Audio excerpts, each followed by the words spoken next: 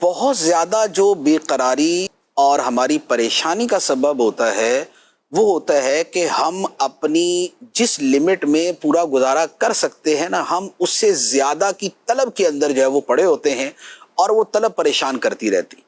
قناعت آ جائے کہ جو ہے آدمی اس پر مطمئن ہونے کی کوشش کرے اور اللہ کی رضا پہ راضی رہے، تو شاید پریشانیوں کا 90% حصہ اسی سے ختم ہو جاتا ہے۔ الحمدللہ دو افراد کے حالات ایک جیسے ہوتے ہیں، ایک آدمی پریشانی سے رو رہا ہوتا ہے، دوسرے کو کچھ بھی نہیں ہوتا، وہ آرام سے بیٹھا ہوتا ہے۔ کیوں؟ اس لیے کہ وہ قناعت کر کے بیٹھا ہوتا ہے۔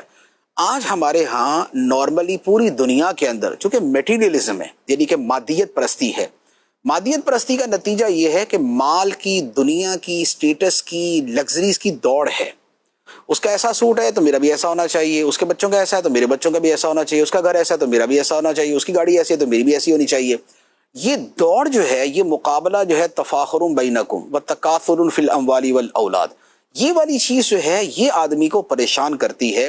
جبکہ اس کے مقابلے میں قناعت ہو تو قناعت والے کا وہی ہوتا ہے کہ وہ بادشاہ کے محل کے نیچے سوکھی روٹی کھا کے بڑے مزے سے سو جاتا ہے، اور بادشاہ لاکھوں کروڑوں اربوں روپے رکھنے کے باوجود پہرہ داروں اور گارڈز کے جو ہے وہ حصار کے اندر بھی اسے پرسکون قسم کے آرام دہ بیڈ کے اوپر بھی نیند نہیں آ رہی ہوتی۔ کیوں؟ اس لیے کہ اس کے اندر قناعت نہیں ہے اور اس نے فکریں پالی ہوئی ہیں، اس کے اندر قناعت ہے اور اس نے فکریں نہیں پالی ہوئی، تو لہذا یہ یہاں پر بھی آرام سے سو رہا ہے۔ تو قناعت جو ہے بہت سے مسائل کے حل کا ذریعہ ہے۔ بالفرض قناعت بندہ کرتا ہے، لیکن واقعتاً حالات اتنے دیگرگوں ہیں اور اتنے نیچے گرے ہوئے کہ واقعتاً ہی پورا نہیں ہو رہا ہے، ٹھیک ہے؟ تو اب یا تو اب اس کے آگے ایک تعداد ہے، ان کی ایک تعداد، ٹھیک ہے، یہاں کا معاملہ پھر صبر کا ہی رہتا ہے، جی ٹھیک ہے، اور یہاں صبر کے سوا پھر کوئی چارہ نہیں ہوتا۔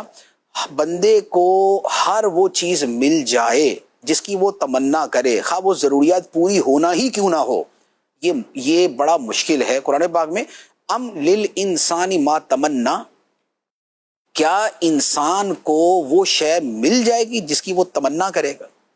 تو انسان اپنی ضروریات کی پوری ہونے کی بھی تمنا کرتا ہے تو بعض اوقات وہ بھی پوری نہیں ہوتی۔ تو یہ جو پھر ایک امیری اور غریبی اور اوپر اور نیچے کا جو فرق ہے، یہ بہرحال رہنا ہوتا ہے۔ بندے نے کوشش کرنی ہوتی ہے، دعا کرنی ہوتی ہے، کچھ اپنے دل کو مضبوط کرنا ہوتا ہے، تبھی اس چیز سے نکل سکتا ہے۔